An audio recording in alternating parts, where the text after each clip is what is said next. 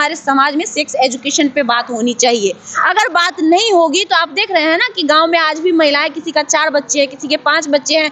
In fact जितने भी भीख मांगने वाले लोग होते हैं, जो आपको देखिएगा झुग्गी झोपड़ी में जो रहते हैं, सबसे अधिक बच्चा अगर किसी का होता है तो भैया एगो मुर्गा एगो दारू पे बिक जाता है। वो नहीं सोचता है कि 5 साल हम अगर ये नहीं लेंगे, अपना जमीन नहीं बेचेंगे, तो 5 साल हम बोल सकते हैं प्रतिनिधि को कि मेरा काम करो। तो हर एक इंसान बिकाऊ हो चुका है। अगर वाकई बिहार का आप बदलाव चाहते हैं तो कुमार का बोलने का सिर्फ और सिर्फ थोड़ा सा तरीका जो था ना, गाँव का तरीका था, मतलब ठेठ तरीका उसको बोलते हैं, जो दोस्तों में बात की जाती है। आप लोग भी करते होंगे, कोई इसमें झूठ नहीं है, ये आम बातें हैं, ये सच्चाई है। हाँ, लेकिन उन्होंने उस जगह पे जो बोला वो सिर्फ गलत था, लेकिन वो जो कह रहे थे उनका उद्देश्य गलत नहीं। जय हिंद, आप देख रहे हैं फर्स्ट हिंदुस्तान न्यूज चैनल और मैं प्रवीण गुप्ता। आपको बता दें कि खुशबू रोज जी मतलब कहिए तो किसी पर्चे के मोहताज नहीं है, क्योंकि आप लोग तो सोशल मीडिया पर देखते ही होंगे कि एक शेरनी की तरह हर मुद्दे पे दहाड़ती हुई नजर आती हैं, और कहा जाए तो गलत को गलत और सही को सही कहती हैं। और जनता क्या सोचती है इनके बारे में वो हमें कमेंट करके जरूर बताएगी।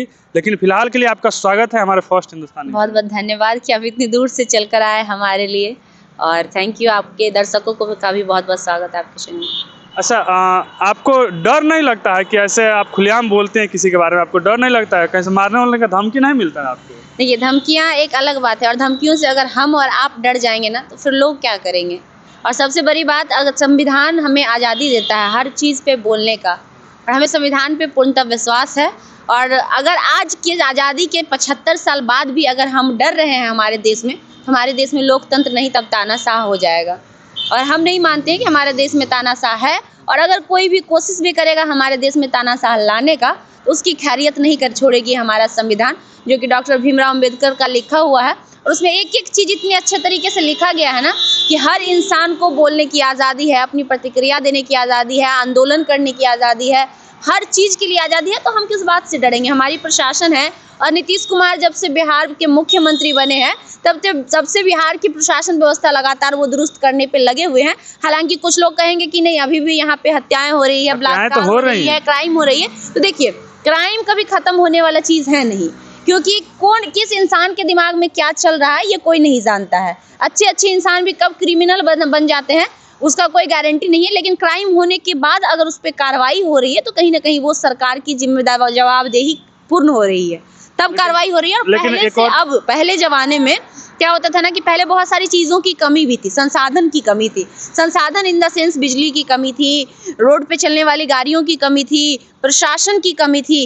अब जो है बहुत सारे प्रशासन बहाल हो रहे हैं, तो हर जगह प्रशासन तैनात है, और बिहार की स्थिति पहले से काफ़ी बेहतर है। तो अब हमें नहीं लगता किसी भी चीज़ का हमें डर है। लेकिन कई बार आप गोपालगंज का भी घूमने आइएगा तो आपको दिखा देंगे गोपालगंज और सिवान जो रहा है, कहा जाए तो हमेशा से मतलब क्या, सिवान जो क्षेत्र रहा है हमेशा से गोली कांड, लूट कांड गोपालगंज जो रहा है हमेशा से ऐसे चलता रहा है। ऐसा नहीं लगता है कि अगर नीतीश कुमार जी पुलिस प्रशासन को थोड़ा सख्त करते तो शायद ऐसा दुर्घटना नहीं होता?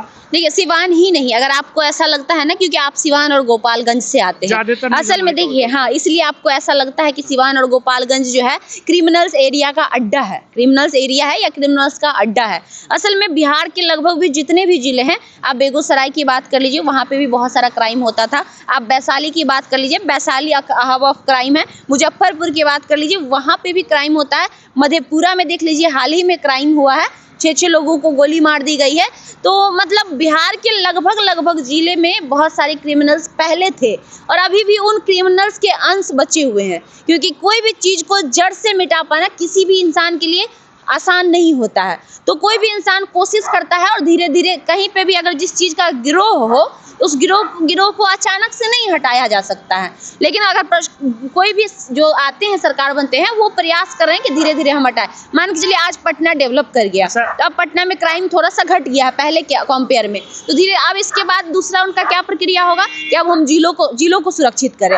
फिर जब जिले हो जाएंगे तो उनका क्या होगा कि अब हम प्रखंड को सुरक्षित करें, फिर गाँव तक जाएंगे। हालांकि गाँव में भी मुखिया होता है, एक चौकीदार को रखा गया है, लेकिन फिर भी अभी जो है फिलहाल मात्र 70 से 75 हजार ही पुलिस विभाग में लोग कार्यरत हैं अभी हमारे बिहार में। जबकि हमारी आबादी 13 करोड़ है, तो 13 करोड़ के हिसाब से 70 से 75 हजार पुलिसकर्मी सफिशिएंट नहीं है, और ज़्यादा होना चाहिए। अच्छा, एक चीज़ हमको और बताइएगा नीतीश कुमार जी जो उल जुलूल बयान देते रहते हैं बीजेपी कार्यकर्ताओं के कहने के अनुसार, और कहा जाए तो फिलहाल में जो कि मतलब कि कहा जाए तो बहुत सारे लोग उसका विरोध किए थे, बहुत सारे लोग उसका सपोर्ट किए थे। कोई कह रहा था एजुकेशन के मामले से कहा गया है, तो कोई कह रहा था कि भांग का नशा कर लिए हैं।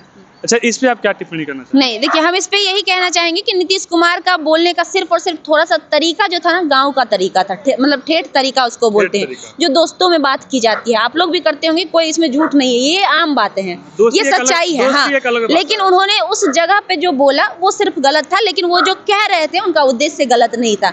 वो ये कह रहे थे कि पहले जनसंख्या में नियंत्रण नहीं था, पहले हमारा जनसंख्या दर था 4.8 और अब घट कर हो गया 2.9। तो कहीं ना कहीं हमने जनसंख्या नियंत्रण में कमी लाया है, बिहार की जनसंख्या नियंत्रण में, और उसका वजह ये है कि हमने महिलाओं को शिक्षित किया। और पुरुष और महिला वाला आगे की जो शब्द है, जो हम आपके कैमरे पे हम भी नहीं बोल सकते हैं और शायद आप भी नहीं बोल सकते हैं, तो आगे के जो कुछ शब्द थे, उनके कुछ लहजे थे, वो शब्दों का चयन उनका गलत था, वाक्यों का चयन भी उनका गलत था। लेकिन उद्देश्य और उस चीज का बताना, उस चीज को पब्लिकली करना कहीं से गलत नहीं था, क्योंकि वाकई हमारे समाज में सेक्स एजुकेशन पे बात होनी चाहिए। अगर बात नहीं होगी तो आप देख रहे हैं ना कि गाँव में आज भी महिलाएं, किसी का 4 बच्चे हैं, किसी के 5 बच्चे हैं। इनफैक्ट जितने भी भीख मांगने वाले लोग होते हैं, जो आपको देखिएगा झुग्गी झोपड़ी में जो रहते हैं, सबसे अधिक बच्चा अगर किसी का होता है तो उन लोगों का। लेकिन इस बात पे तो टारगेट कहा जाए तो लालू जी को किया जा रहा है। तो लालू जी इस जमाने के नहीं ना है। अब तेजस्वी यादव अगर न कर लेते हैं तो कहा जाएगा तो थोड़ा सा शोभनीय होगा। हाँ, क्योंकि लालू यादव कब के हैं आप जानते हैं ना।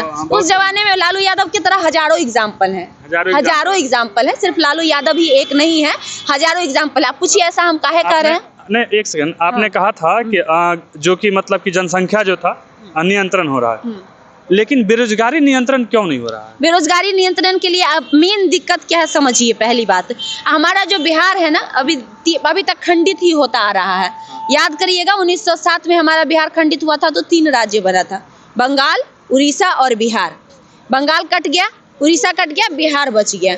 उससे भी नहीं हुआ तो 2000 में फिर खंडित हुआ हमारा बिहार। उधर चला गया झारखंड और इधर आ गया बिहार। तो जितनी भी बिहार की जो चीजें थी, मैक्सिमम चीजें जिससे रोजगार उत्पन्न हो सकता था, कहने का ये मतलब हुआ खनिज संपदा हुआ, चाहे और भी सारी चीजें हुई, तो वो सारी चीजें दूसरे राज्यों में चली गई। अंत में हमारे बिहार को क्या मिला पता है? सुखाड़ और बाढ़। बिहार का एक भाग सुखाड़ से ग्रसित रहता है 6 महीने, और बिहार का एक भाग, उत्तरी भाग, बाढ़ से ग्रसित रहता है 6 महीने। अब आप कहिएगा इसका निदान कैसे होगा? तो बिहार की आर्थिक स्थिति अभी उतनी मजबूत है नहीं कि इसका निदान होगा। इसका निदान तब होगा जब माननीय नरेंद्र मोदी जी बिहार को कुछ विशेष सुविधा देंगे और विशेष पैसा देंगे, जो बिहार में सृजन किया जाएगा रोजगार का।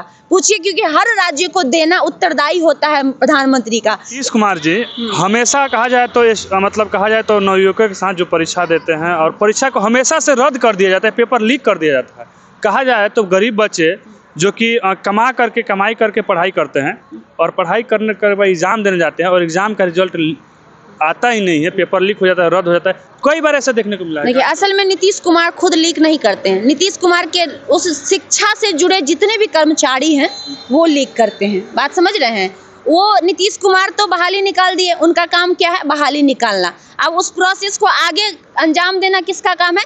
शिक्षा पद्धति से जुड़े जितने शिक्षा कर्म से जुड़े जितने भी पदाधिकारी हैं उनका काम है करना। ये गड़बड़ी कौन करते हैं? वो करते हैं। लेकिन बदनाम ये नियम है कि अगर किसी सरकार के अंदर में रहने पर जब अगर गड़बड़ी हो तो दोषी सरकार को दिया जाता है। ये सही है, मैं भी मानती हूँ इस बात को। लेकिन हमारे बिहार राज्य में ना हर एक इंसान करप्ट है। अगर हम चाहते हैं ना कि हमारा बिहार राज्य सही हो, तो हमको, आपको, इनको सभी को सही होना पड़ेगा। अकेला सरकार कभी, अगर नीतीश कुमार गंगा के धोल स्वच्छ इंसान भी रहेंगे ना, और उसके नीचे अगर सारे लोग करप्ट रहेंगे, तो क्या नीतीश कुमार अच्छे हो पाएंगे? बिल्कुल भी नहीं हो पाएंगे ना। तो ये क्या है ना कि हमारी जो पूरी सिस्टम है, उस पूरी सिस्टम को सुधारना पड़ेगा, और हर इंसान को हमारे बिहार के बारे में सोचना पड़ेगा, चाहे एक आम नागरिक ही क्यों ना हो। पूछिए ऐसा हम क्यों कह रहे हैं? तो जब वोट आता है तो आम नागरिक भी 500 रुपया एगो मुर्गा एगो दारू पे बिक जाता है। वो नहीं सोचता है कि 5 साल हम अगर ये नहीं लेंगे, अपना जमीन नहीं बेचेंगे, तो 5 साल हम बोल सकते हैं प्रतिनिधि को कि मेरा काम करो। तो हर एक इंसान बिकाऊ हो चुका है। अगर वाकई बिहार का आप बदलाव चाहते हैं तो कहिए हमारे साथ हर एक इंसान को सही होने के लिए। हम दावा करते हैं कि आने वाले 10 सालों में बिहार पूरे इंडिया के नंबर 1 पे होगा। लेकिन ये लोग नहीं सुधरेंगे और दोष देंगे सरकार का। तो सरकार में तो सब रह चुके हैं। पिछले 20 सालों में आरजेडी भी रह चुकी है, जेडीयू भी रह चुकी है, बीजेपी भी रह चुकी है और छोटी छोटी जितनी पार्टियां वो सब रह चुकी है।